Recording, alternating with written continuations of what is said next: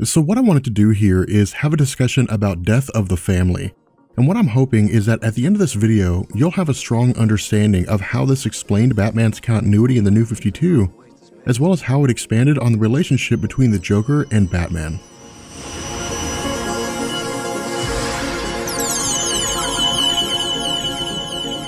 You're tuned into Perfecto Radio, Chicago, Detroit, Seattle. So Death of the Family comes to us as fallout from the Court of the Owls Night of the Owls event and is a third part of Scott Snyder's run on Batman. In addition to this, Death of the Family is considered by many to be one of the most important stories. The reason why is that while it was the first story in the New 52 featuring the Joker as a central villain and explored his relationship with Batman, the most important thing to come out of Death of the Family was a clarification that came regarding Batman's continuity. Between the launch of New 52 in 2011 and Death of the Family in 2013, the publications of Batman's stories had its continuity following this form.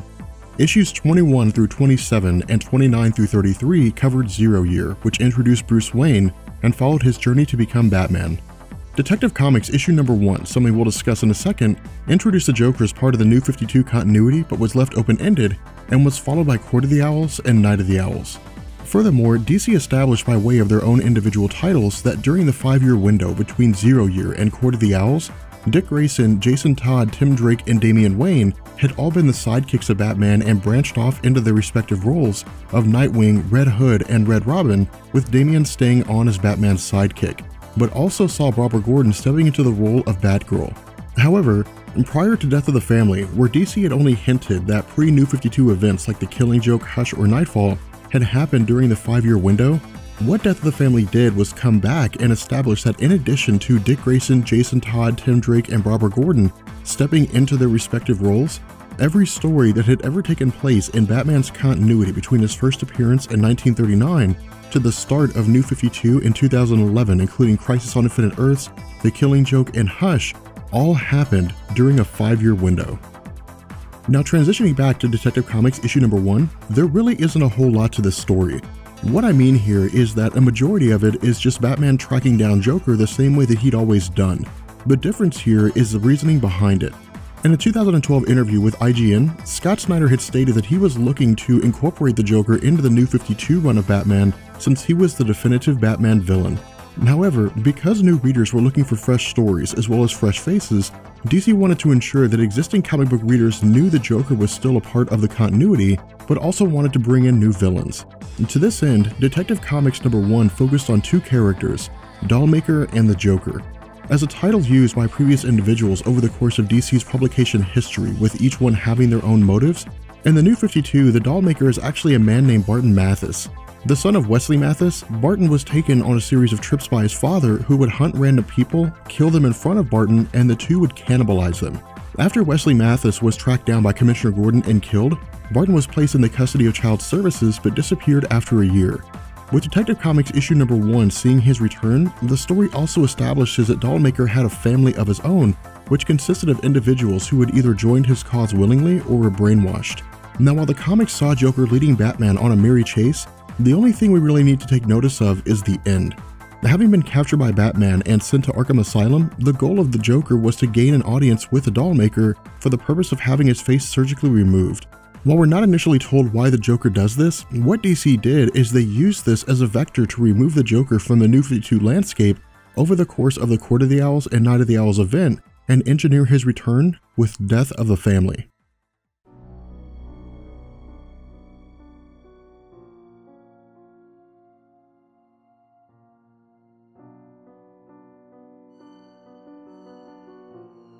So getting into the story, again, DC uses this as a way to restore Batman's continuity, and they do this in a series of steps.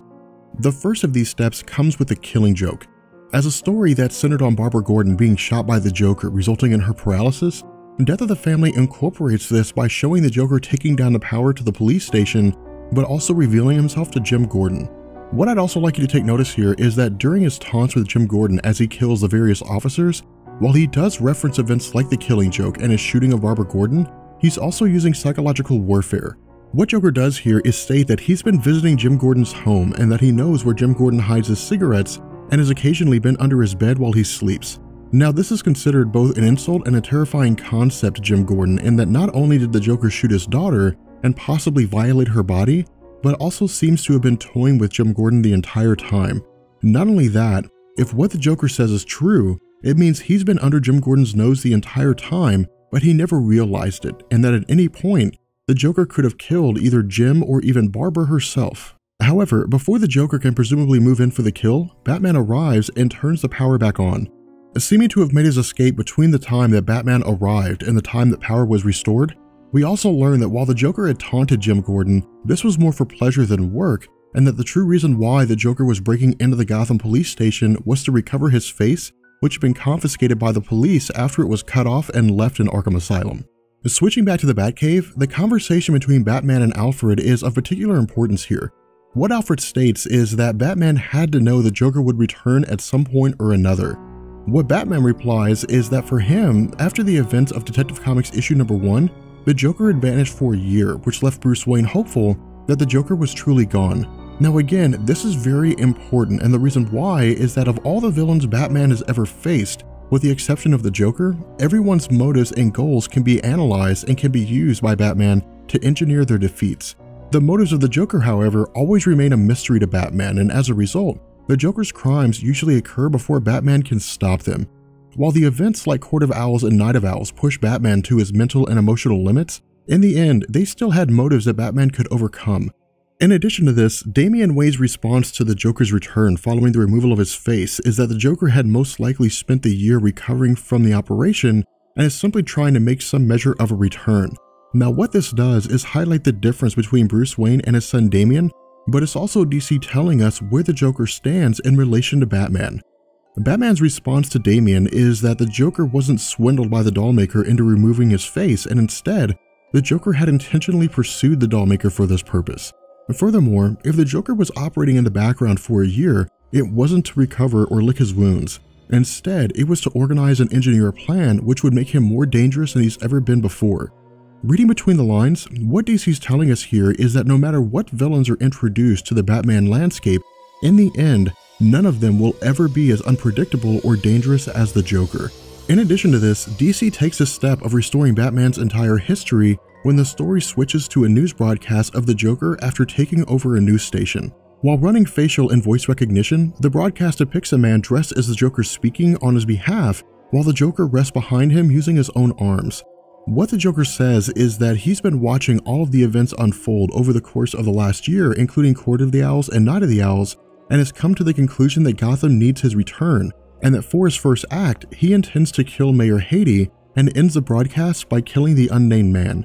Now again, this incorporates Batman's pre-New 52 continuity in that in Batman number 1 from 1940, when the Joker first appeared, his first murder victim was a man named Henry Claridge, and according to the voice and facial recognition program used by Batman, the unnamed man in the news broadcast was John Claridge, the son of Henry, leading Batman to believe that the Joker's reenacting his previous crimes.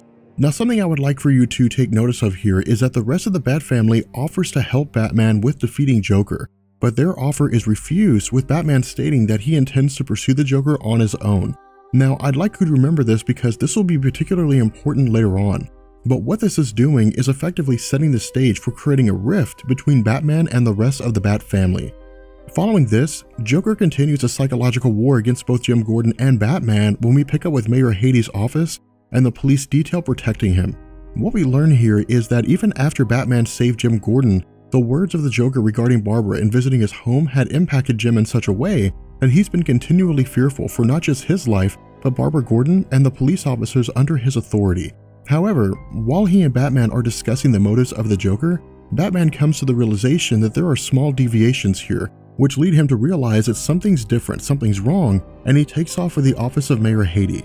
After arriving, we find that unlike Batman issue number 1 from 1940, which saw Henry Claridge murdered by way of poison, instead, the Joker has exposed the entire police detail to the toxin, which killed them all. What we learn is that Joker had administered the toxin in 2 ways. The actual poison was applied to the police officers' clothes without their knowledge, but was activated when the poison came into contact with the floor cleaner that was used by the mayor's office. With both compounds combined, the toxin was rendered airborne and killed all of the police officers. Having it analyzed by Alfred, we learned that among the chemicals used are 3 neutral additives that serve no purpose: chlorine, ethane, and aspirin, which spell out the word ACE, leading Batman to realize that he's being led to the ACE chemical plant. After arriving, Batman's confronted by what appears to be the Joker wearing his Red Hood uniform from The Killing Joke. While he does taunt Batman a bit in stating that he returned because Batman needed him, ultimately Bruce Wayne comes to the realization that this is not the Joker. However, when Batman attempts to apprehend the Red Hood, a giant mallet comes down and knocks him into a giant vat. Now again, this ties into The Killing Joke in that during that story, the Joker had encountered Batman for the first time and was knocked into the same vat, which contained chemicals that bleached his skin and dyed his hair. What I'd also like you to take notice of here is that the Joker tells Batman that he's become weak due to the fact that he wasn't able to defeat the Court of Owls on his own and required the help of the Bat family. Now again, this is important because to the Joker, the Bat family's made Batman weak. Prior to the arrival of the various Robins and Batgirl, Batman operated on his own with a kind of ruthlessness. But after the introduction of sidekicks, Batman now had something to lose, which gave him a weakness that he didn't have before. And so the goal of the Joker is to expose Batman to the same chemicals that created the Joker in an effort to drive Batman insane and rid him of his moral code regarding right and wrong. However, as the vat begins to fill with chemicals, we learn that Harley Quinn herself is under the Red Hood, and to her, the Joker isn't the same as he used to be.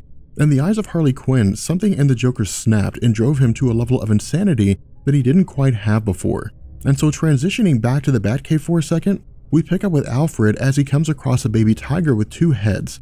While it does take him by surprise, the baby tiger operated as a distraction, with Joker sneaking up behind him and kidnapping him. And transitioning back to Ace Chemicals, Batman's able to escape using a propulsion device. However, the combination of chemicals and acids has irreparably damaged the Batman costume and gear, keeping him from tracking the heat signature of Harley Quinn. And traveling back to the Batcave, Batman sends out a warning to all of the members of the Bat family, informing them that Joker may be targeting each of them individually. Now I'd like you to remember this because it will serve as a major aspect of the story at the end. But after calling for Alfred and receiving no reply, Batman begins to search throughout Wayne Manor.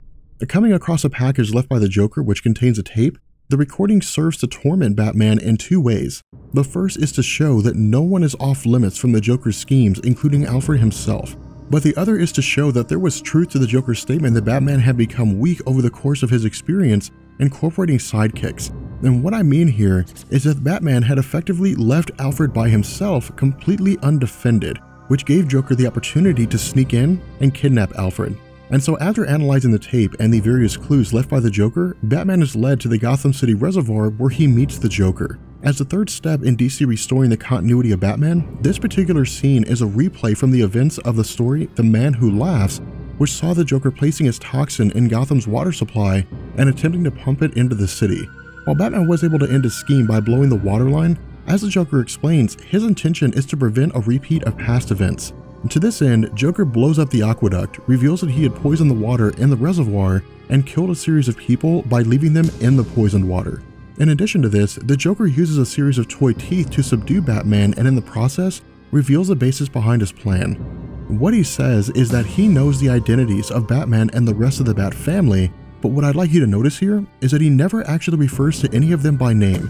Instead, he simply states that he knows who they are, where they live, everything down to the most intimate details of their lives. Furthermore, according to the Joker, all of the members of the Bat family are inherently weak and have become that way due to their experiences in working together and by extension, the development of the fact that they need each other on an emotional level.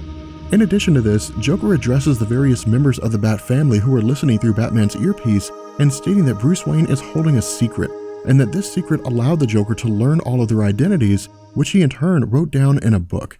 Now, as the conversation between Batman and the Joker continues, they're eventually confronted and met with the arrival of the Gotham City Police Department. However, the Joker is revealed to have been prepared for this when he has a series of henchmen launch an attack against the police while hidden in trees using rocket launchers. Able to swiftly take out the police, Batman breaks free of his binds and seizes the Joker in an effort to take him down and learn the location of Alfred. However, Joker not only reveals that Alfred Pennyworth is alive but in an unknown condition, he also exposes Batman to the Joker toxin, which freezes Batman's muscles, allowing the Joker to get free, after which he reveals that all of his efforts between kidnapping Alfred, taking his face back, and taunting Batman are all going towards a celebration of sorts. And so after kicking Batman off of a bridge, Batman comes to inside of the Batcave under the care of the Bat family. Confronting Batman with the Joker's statement that he knows all of their identities, The group demands to know whether this is true or not, and so while Batman states that it is a lie, he also takes us on a backstory about the first time he encountered the Joker. What he tells us is that during their first confrontation, the Joker had used a blimp with the intention of poisoning the city of Gotham with the Joker toxin. However, during the fight, Batman knocked the Joker into the bay, but after delving into the water to locate the body, Batman was unable to find it. In addition to this, after arriving back at the Batcave, Bruce tried to get some sleep, but after 2 hours, came back down to the cave to investigate and found a Joker playing card indicating that the Joker had been inside of the cave. As a result, the rest of the Bat family believes that the Joker was successfully able to use this as a way to ensure future access, and in doing so would be able to learn all of their identities. While Batman is absolutely adamant that the Joker could not have accessed the Batcave as there were multiple safeguards to keep this from happening, the unanswered question is how the Joker was able to plant a playing card for Batman to find between the time that Bruce tried to sleep and the time that he came back down to the Batcave. Because Batman isn't able to provide an answer to this question, and because he kept this particular story hidden from everyone, the result is that the existing rift between Batman and the rest of the Bat family begins to widen, leaving everyone less trustful of Bruce Wayne. Leaving the rest of the Bat family to contemplate their feelings in relation to him, Batman continues following the trail of clues left by the Joker, which lead him to Arkham Asylum. After arriving inside, Batman enters a room with several cells where some of the guards have been dressed up as Batman and others have been dressed up as the Joker, all of which have been dancing for days on end. While Batman tries to use an EMP to take down power and free the guards, Joker reveals that the guards have been made to dance due to the fact that if they were to stop, they would all be killed by the Joker. Because Batman's actions result in the Joker flooding the cells with water, Batman deploys several devices designed to absorb the water and keep the guards alive.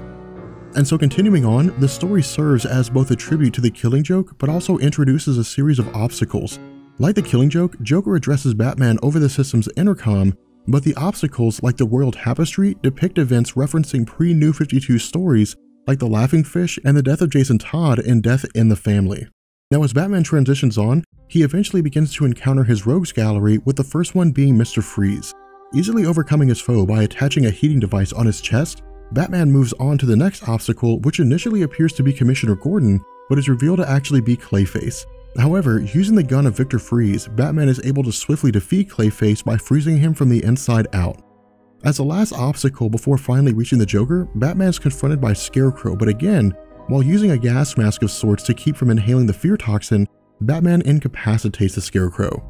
After reaching the Joker, Batman comes face to face with the Penguin, the Riddler, and Two-Face, as well as 4 innocent people who have been made to dress up as the Justice League. Forcing the first guard dressed as Superman to touch an electrically charged saw which emits a shock of electricity intermittently, when the guard touches the saw, he's immediately electrocuted and dies.